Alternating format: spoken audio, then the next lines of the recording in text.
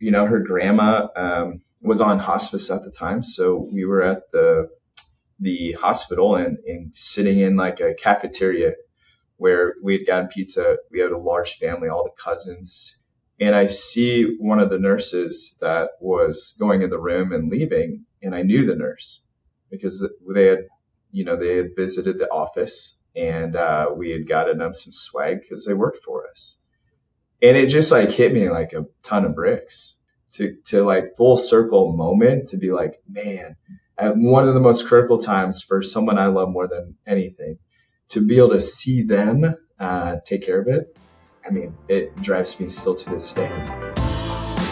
Thank you for joining me for another episode of On the Clock and Off the Record. Each episode is brought to you by Atlas MedStaff, unapologetically human. Today's guest is Chris Sund. He spent years in the healthcare staffing industry, building teams, leading through market changes, developing a perspective that's earned him a lot of respect in our industry from his industry peers. We're going to talk about leadership. We're going to talk about lessons learned. We're going to talk about where the industry is heading and the experiences that shaped who Chris is today. Chris, welcome to the show. Rich, thank you so much for having me. I'm pumped to be on here, to say the least. I've been looking forward to this. So I know you have your own podcast too, correct? You do your own as well. I do. It is outside of the staffing world. So I've gotten the pleasure to meet over the years some really amazing keynote speakers through conferences I've been to. And so what I learned is a lot of these people are paid for a good reason by companies to come in and get on these large stages. They have some really amazing experiences and stories to tell. So it's been very motivating for myself and inspirational to take and sit down with some of these people who have remarkable stories and get to hear that. And so one, it's fun to share, but it's also fun for myself selfishly to just get to sit down with them for, half an hour and pick their brain. I will work on my public speaking skills and try to move past just panel discussions. And then someday I'll be on your podcast. How about that? That sounds great. I would love that. All right. So I did a little introduction for you. Introduce yourself for everyone else, who you are, where you're at right now, what you're doing. Perfect. I am the president and CEO of Uniti Med and GQR Healthcare, both of our brands under the total GQR ecosystem.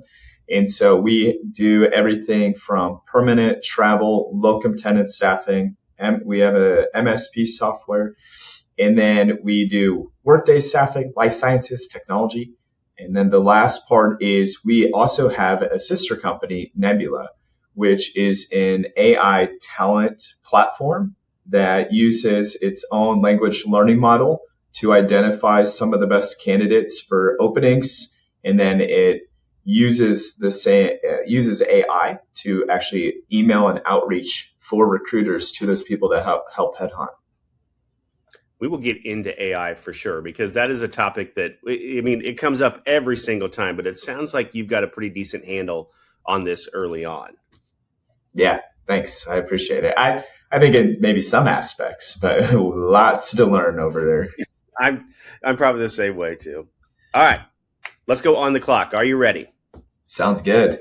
All right. First question. You're leading a company, or companies in this case, in a staffing market that is volatile, that has tighter budgets and lower margins. It is a considerably different landscape than where we came from before. What feels most different about running a healthcare staffing company today than years ago? Two different sides to that. I feel like for the staffing agency, you have your recruitment engine, and then you also have your clients. So on one part of it, we're working with the candidates. The other side, we're working with healthcare facilities that work with us. And both have changed. From the recruiter standpoint, it's a different type of recruiting than maybe you had to do before. I still think it's similar to maybe what you could say if you went back 10 years ago, but there's a lot more transparency today. You can find a lot more information than ever. And so I think right now, one of the biggest things is how do you stick out from all the other agencies? How are you building your online reputation, but also recruitment reputation, and juggling a lot more noise than we used to? So finding recruiters that realize there's a lot of AI being used for a lot more outreach. How are you going to stand out and get people to talk to you and be different? And then on the client side, before I think we just leaned into, you have needs, we're here to help. And with all the budget constraints that healthcare facilities are facing, they're being asked to do whatever they can to reduce the amount they're trying to spend on their labor. And so they're coming to the table, and at least what we're hearing is, hey, what can we do besides what we're working with? And so these conversations are a lot past, hey, we're just going to fill your needs. Is there other things we do, whether we're helping them with permanent hires or different solutions? So it kind of leads into the next question. With Uniti Med and with the other companies that you lead, it's nursing and therapy and locums and long-term care. Is there anything that they're asking for now, that any of those clients are asking for now that you just referenced, that maybe they weren't asking for before? Oh, yes. From a specialty standpoint, needs spike at any time. I think therapy right now and imaging are at really high levels compared to what they used to be. And education is another sector that's really growing. Speech is a huge one, but also even clinical needs within the education sector. And we don't do or specialize in all of that, right? But we're hearing the asks, we're getting the needs. Once again, we've leaned into permanent. GQR's had a permanent division from the very beginning. They do really well. We've continued to just foster that and grow it even more and let partners, at least our direct partners know we'll come to the table on that standpoint. And PRN's been asked. We don't do much for PRN. We try to lean more into a technology offering for that. And then the other one is strike. We never really did anything with strike, and this year's been unique. We had a great client of ours that needed our help, and when you have somebody that you've got a relationship with that, and they look at you and go, "Please, we need you to, your partner. Can you help with this?" We go, "Okay, let's figure it out. We're going to do that for you." Yep. That feels very old school. That feels like, "Yep, I'll figure it out." Like, I'll say yes, and then I'm going to figure it out on the back end, kind of thing that we were doing 10 years ago. But as much as things have changed, some things haven't changed. And I think that might be one of them. Yeah, absolutely. It's figuring it out, not always having the answers, building the plane while you're flying it. Yep. So we become very data driven in our industry. And this is really just over maybe the past 8 to 10 years, somewhere in there, maybe even a shorter time frame. But our relationships are still built on trust. That trust between us and the hospital, you and in that facility, or the VMS, or the traveler. How do you balance all of that? How do you balance that trust with speed and the technology and the human side of recruiting? That's a great question.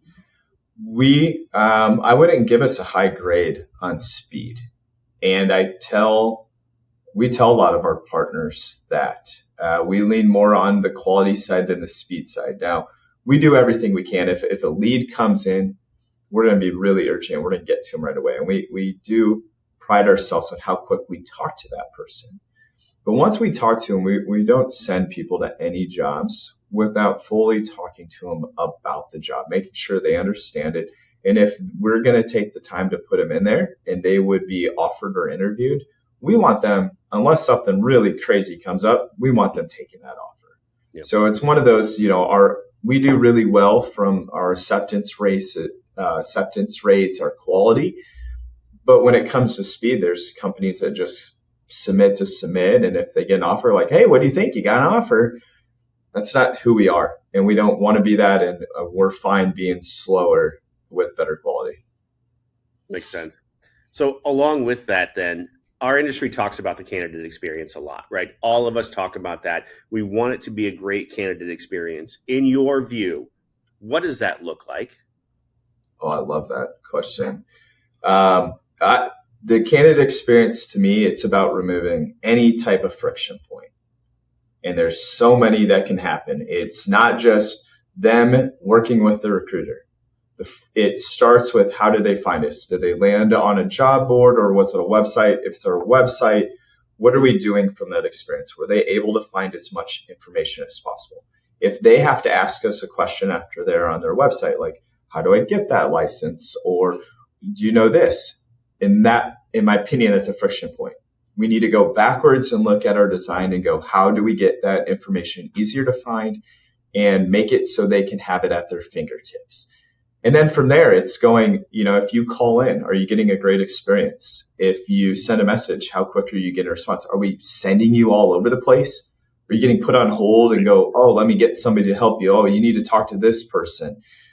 So all that dives into that experience, all the way to their payroll, their compliance, every aspect. So we always look at like, hey, we're one big giant like wheel, and each part of this business all makes up that wheel. And if every part of our business is looking at experience through that lens and going, I own this part of it, and what are we doing to take out friction for people to say, man, we are the best you can work with in that little space. And if everyone's doing that together, then, we create a better experience. Makes sense. All right. Last question in on the clock. I want and this is purely your professional opinion. Where's healthcare staffing going over the next 5 years? Great question. I don't have the crystal ball, and if you took an answer 5 years ago, I sure wouldn't have been right. I mean, I thought I was pretty good at forecasting for a while, and you know what? I tell you what, around 23, 24, I realized, yeah, I'm not that good at forecasting. So, 5 years from now, I'm starting to see more places adopt technology. I mean, not that they weren't before, but you look at MSP, VMS, it's over 80% now. And people are realizing they need data. They need to know what they're spending. They need to be able to see their compliance, timesheets, you name it. And so I really think we got to lean a lot more into that. And so we're not just a service. We give a little bit more than just, hey, we're here to help fill this. And I think coming to the table with that is going to really separate a lot of companies. The other aspect, I think a lot's still the same. I think the companies that are delivering that experience, like you said, and making people love working with them and proud to work for them, and they're going to continue to win. So you don't have to do things differently. Snickers has been the same Snicker bar for ages. They know who they are and they do it well. And I think for these companies that have been doing it for a long time and have that reputation and keep leaning into that high quality, they're going to continue to do great. Yep. I think as much as things have changed, so there's a lot of things that are going to stay the same. And there are lessons in COVID that maybe hospitals or larger facilities learned about temporary staffing that benefit us, right? But also benefit them. There are a lot of them that said, we're never going to use temporary staff. And then the pandemic hit and they did, and they realized how affordable and cost effective that is for them and how flexible that can make their scheduling. And I believe out of all the other hangovers from the pandemic, that's the one that is going to stay. And I think you've seen that probably as much as we have too. Yeah, absolutely. And I think with all the noise with AI, and we love AI, but there is a lot of noise, right? There's just more outreach to get in front of somebody, and they're being bombarded from everywhere.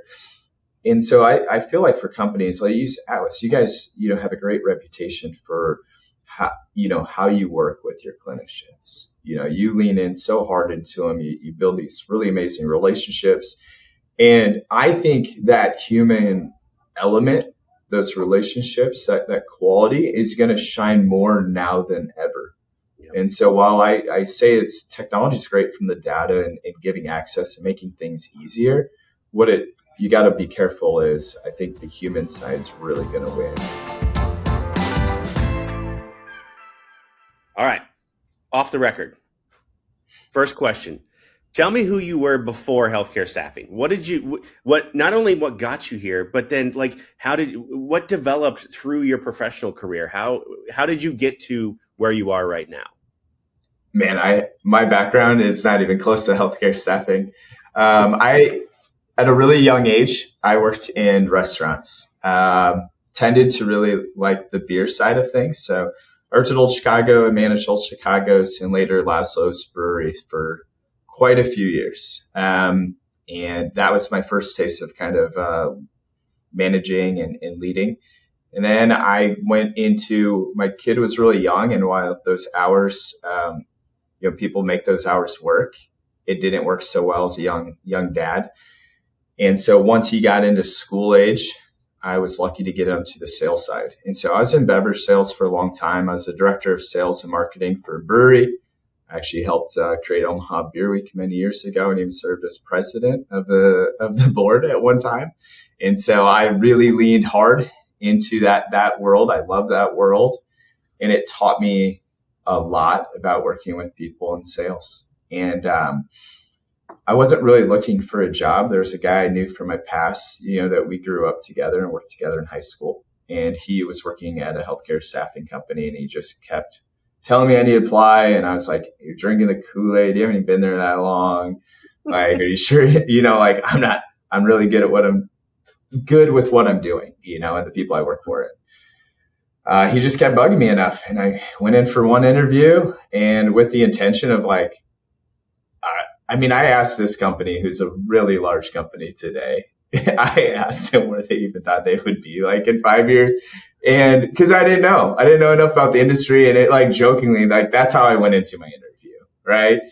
And I walked out of there going, I think I'm going to quit my job. My wife's going to kill me. And she's going to be like, how are you going to make this work? Because, a lot of it's commission. It was a lot less than I was making at the time. And I didn't care. I just remember like feeling like the type of impact we can make and what you can do in this industry. And like I had a passion for what I did in the past, there like a deeper passion of feeling that purpose of like, man, I'm making a difference. If I'm going to work really hard, I want to go home and feel like, man, that was worth it. That hard work, like we are really doing good for for the communities and the people we serve. And, I wish so much that I would have found this industry a long time ago, because it really has changed my life in so many ways. It is interesting how paths are my path was very similar, but it was retail. And I couldn't, with younger kids, like I couldn't do that anymore. And I stumbled into this just like you did. Right. And I had Scott Anderson from Medical Solutions calling me because we had worked together years before. And like, you got to come do this. I'm like, no, I like my job. I like what I'm doing here. And then you discover what this industry is and the impact that you can have that ultimately leads to good patient care, right? Ultimately leads to people taking care of someone's grandma or grandpa or mom or kid or whatever. And you think like there's something very rewarding about that. And you're right. I think I wish I had discovered it before you did, but if even before that, I think would have been fantastic.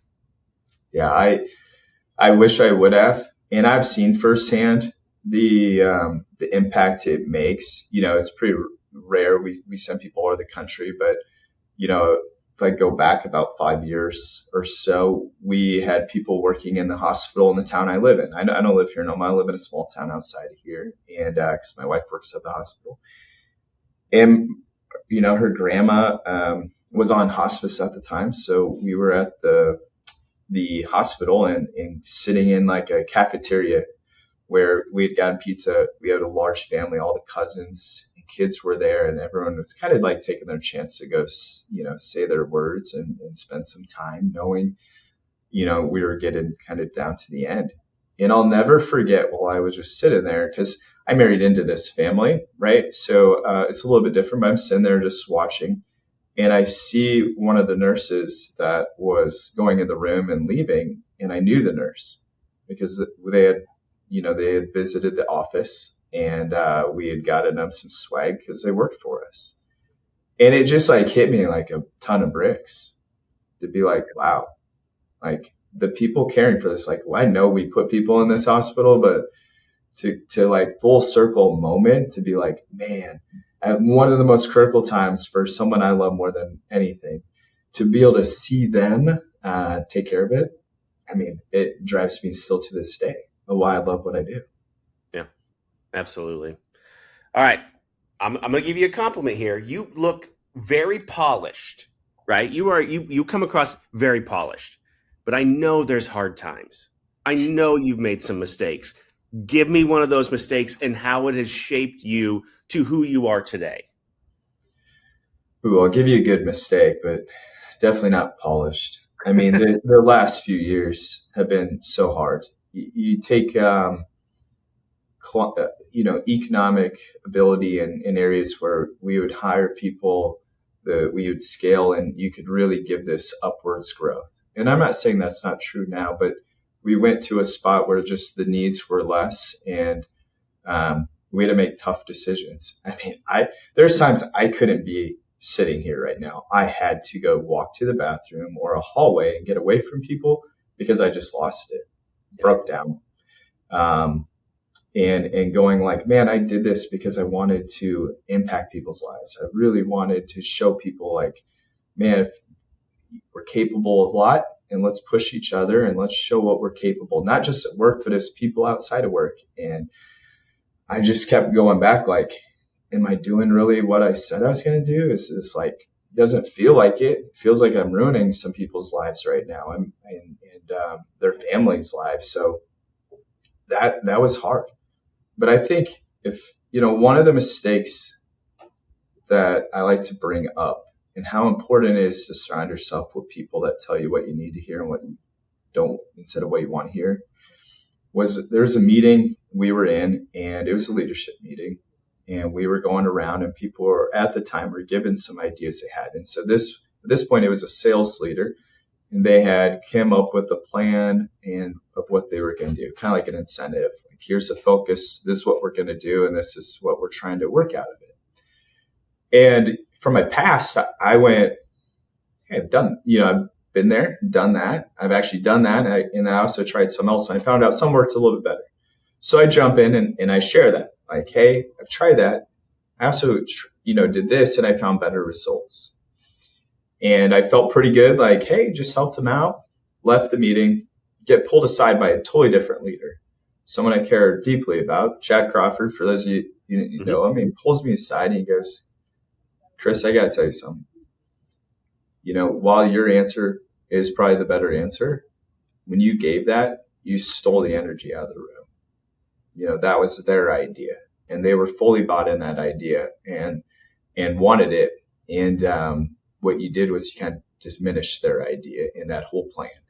And maybe it's better to have a plan that's 85% than 90%, when it's their idea. And he was so right. And I realized, how wrong it was to insert that at that time and how I did it. And so, I've had plenty of times I would go back and change what I've said and what I've done. But I'm very lucky to be surrounded by people that are a lot smarter than me and talented and have the courage to tell me when I say something that goes, that was not good. Yep. I've always said, if I'm the smartest person in the room, we have a giant problem. And I want to surround myself with people that have those ideas that are willing to take chances. And I know you are too. Yeah, I've been lucky to work with some amazing people and in those, I think it's past just the ideas for companies. When you surround yourself with people that are smart and talented and bring different things to the table, it rubs off on you. It makes you a better person, not just at work, but outside of work. And so it's always been, how do we find the most talented people and give them that chance to make us all better? Yeah. Let's take a step further on that one. So our industry is tough, right? Our positions that we are in are not easy. How do you stay grounded? Great question. to stay grounded, I meet with a lot of people. Like one thing, like before this year, the podcast has been great, right? I get to meet with this, but even outside of that, I try regularly to meet with peers and other people that work at different companies, such as this. There is something about just going, having coffee, lunch, or even a quick call and talking. Like, what are you seeing? How are things going? Let's maybe not even talk shop for a while. Let's talk some other things. And that is so helpful to be able to have people that you can talk to and learn from. And I think it's been the best thing ever to get where we're at today. Yeah. All right. Last question here and off the record. What's something that you're proud of that has nothing to do with revenue and growth or awards or business performance or any of that kind of stuff? Oh, it's my family.